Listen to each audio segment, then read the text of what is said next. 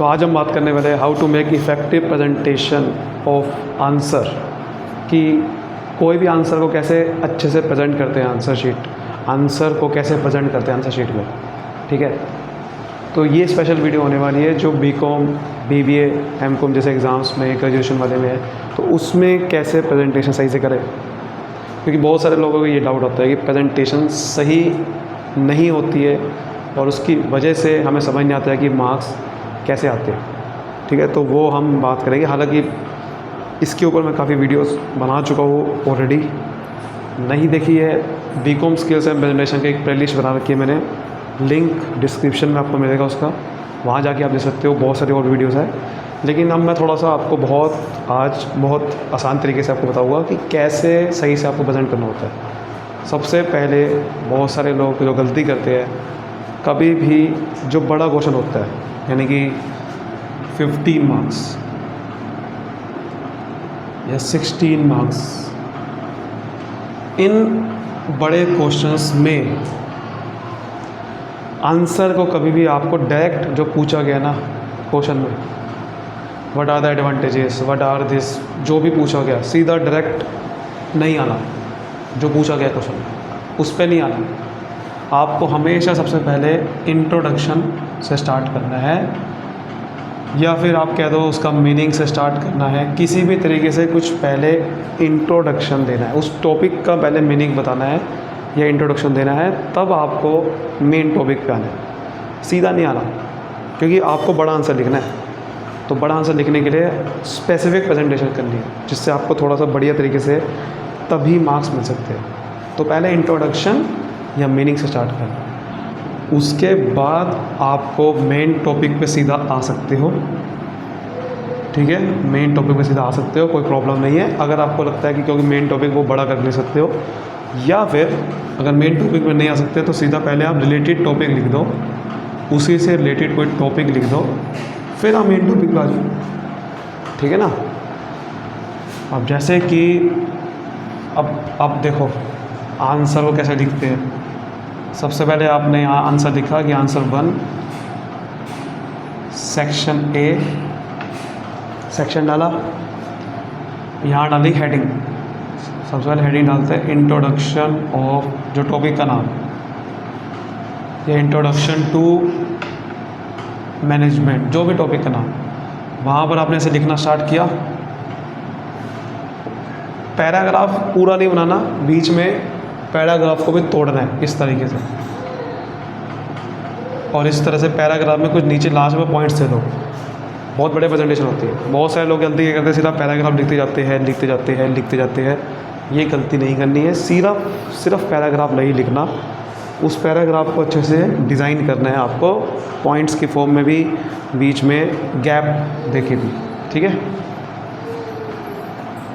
उसके बाद आओ आप मेन टॉपिक पे, या फिर रिलेटेड टॉपिक लिख सकते हो। रिलेटेड टॉपिक का मतलब क्या है? रिलेटेड टॉपिक का मेरा मतलब ये है कि जैसे कि आपको मैनेजमेंट का मीनिंग आया और पूछा गया है कैरेक्टरिस्टिक्स, तो रिलेटेड टॉपिक क्या हो सकता है? इससे रिलेटेड कुछ भी, नेचर ऑफ मैनेजमेंट लिखती है। तो नेचर ऑफ मैनेजमेंट पूछा नहीं गया था, बट वो आपने रिलेटेड टॉपिक आता है। क्योंकि अगर आपको लग रहा है कि क्वेश्चन को बड़ा खींच के नहीं लिख सकता, तो फिर मैं कह रहा हूँ, या फिर आप सीधा मेन टॉपिक पे भी आ सकते हो। और मेन टॉपिक को सबसे बड़ा सवाल ये उठता है, इसको बहुत बड़ा करके लिखना होता है। कई बार हमारे पे इतना मटेरियल नहीं होता बड़ा करके लिखने का, बट वहाँ पर कैसे बड़ा करके लिखना है उसको आपको समझना पड़ेगा। उसको कैसे समझना है? आपको जो भी उस क्वेश्चन, उस टॉपिक से रिलेटेड नॉलेज है, वहाँ से आप ज़्यादा बड़ा करके लिख सकते हो। मैं एग्जांपल दे रहा हूँ, कैरेक्टरिस्टिक्स ऑफ मैनेजमेंट है, मान लो। ठीक है, अब आपको पता है कि बहुत कम मुझे याद है, 5-6 पॉइंट याद है, लेकिन फिर भी आप 15 से 20 पॉइंट ले सकते हो। जी हाँ, कैसे? समझ के, जो भी मैनेजमेंट से रिलेटेड जो भी आपको समझ है, वहाँ से कोई भी बहुत सारे पॉइंट बन जाएंगे। तो टॉपिक की जितनी अंडरस्टैंडिंग आपको बेटर होगी, उससे आप मेन टॉपिक को बढ़ा करके लिखोगे, और जितना ज़्यादा बढ़ा करके लिखोगे उतने ज़्यादा आपके मार्क्स मिलेंगे। क्योंकि जो पूछा गया है और उसको आपने बहुत डिटेल में, बेहतरीन तरीके से, विद डायग्राम्स, अंदर बीच में डायग्राम बना दिए, पॉइंट लिखने से पहले आपने डायग्राम बना दिए, बहुत बढ़िया प्रेजेंटेशन होती है। अंदर भी कुछ कॉन्सेप्चुअल डायग्राम बना दिए, जैसे कि बीच में कि anything minus management is equal to nothing, कुछ भी बीच में डायग्राम बना दिया कॉन्सेप्ट को समझाने के लिए।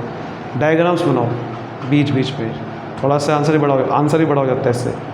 पॉइंट सही से बना के लिखो, यहाँ से आपको बहुत बड़े नंबर मिलते हैं। लास्ट में कंक्लूज़न दे के एंड कर दो, लेकिन ये इतने इम्पोर्टेंट पॉइंट नहीं है कंक्लूज़न वगैरह, लेकिन जो मेन है ना ये है, जो लोगों को बहुत सारे समझ नहीं आता है। बहुत सारे लोग गलती करते हैं, सही से लिखते नहीं है। पैराग्राफ पूरा नहीं बनाना, पॉइंट्स सही से लिख लें, और पॉइंट्स बनाने से पहले डायग्राम बना लो। सिर्फ पैराग्राफ लिखते जाओगे, नंबर नहीं मिलने वाले। समझ आ रही बात? तो इसलिए आंसर शीट को खासकर ग्रेजुएशन में अच्छे से बड़ा करके लिखना होता है। लेकिन इसका मतलब ये नहीं है कि आप प्रेजेंटेशन भूल जाओ। प्रेजेंटेशन इस तरह से करनी है। तो जब आप इस तरह से प्रेजेंटेशन करोगे, और कभी भी देखो अच्छी राइटिंग तो चाहिए, हैंड राइटिंग गुड होनी चाहिए, वो तो बेसिक चीज़ है। साथ में कोशिश ये भी करो, कुछ लोग क्या करते हैं साइड में, जैसे कि मार्जिन होता है ना, यहाँ लाइन खींच देते हैं, यहाँ लाइन खींच देते हैं। मुझे ये पसंद नहीं है चीज़, क्योंकि लाइन खींचने से आप क्या दिखाना चाह रहे हो कि भाई मेरे को कम आता है इसलिए मैं कम लिखूँगा। लाइन खींचने का मतलब क्या है? हाँ, कोई रफ वर्क करना है फिर तो लाइन समझ में आती है, वैसे लाइन खींचने का मतलब मैं नहीं प्रेफर करता ज़्यादा ये चीज़ें। ठीक है, आप कर सकते हो, आपकी मर्ज़ी है, लेकिन लाइन खींच सकते हो। इससे अब बस आपका फ़ायदा ये होगा कि आंसर भी आप मटेरियल भी कम लिखना पड़ेगा, बट मैं इसको ज़्यादा प्रेफर नहीं करता। तो इस तरह से प्रेजेंटेशन करनी होती है। और जब आप प्रेजेंटेशन कर रहे हो, जैसे कि आपने पॉइंट बनाया, तो आप देखो इस तरह से पॉइंट बनाया, अंडरलाइन कर दी, फिर आपने लिखा इस तरह से, कम से कम 4 से सिर्फ 2-3 लाइनों में लिख दिया, पॉइंट का एक्सप्लेन कर दिया, ये गलत हो जाएगा। जब कम से कम 4 से 5 लाइनों में एक पॉइंट का एक्सप्लेन करो। पॉइंट अच्छे से बना के लिखोगे, वहीं के ही मेन नंबर मिलेंगे आपको, और फिर आपके नंबर आने। तो ये उनके लिए है वीडियो जो स्पेशली एंड टाइम पे पढ़ रहे हैं और वो जानना चाहते हैं कि प्रेजेंटेशन कैसे करें। तो उम्मीद करता हूँ आपको वो समझ में आ गया होगा। ठीक है, अब आप जो एग्ज़ाम देने जाओगे तो प्रेजेंटेशन कुछ इस तरह से करना। ठीक है, तो आपके अच्छे मार्क्स या फिर ठीक ठाक मार्क्स मिल ही जाएंगे आपको। तो उम्मीद करता हूँ आपको समझ में आएगा। वीडियो को उनको शेयर कर दीजिए जिनको प्रॉब्लम है इस चीज़ में। ठीक है, तब तक के लिए मिलते हैं अगली वीडियो में।